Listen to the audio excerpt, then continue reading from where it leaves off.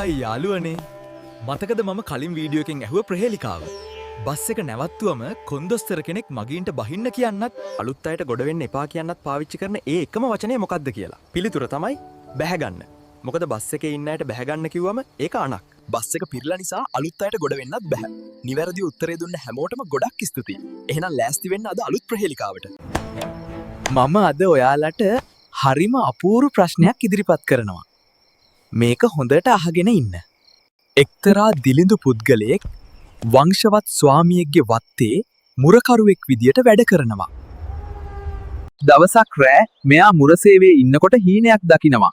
තමන්ගේ ස්වාමියා යන දුම්රිය අනතුරකට ලක් වෙලා හැමෝම මැරෙනවා කියලා. උදේම මුරකරු ගිහින් ස්වාමියාට මේ බව කියනවා. ස්වාමියාත් ඒක විශ්වාස කරලා එදා ගමන යන්නේ නැහැ.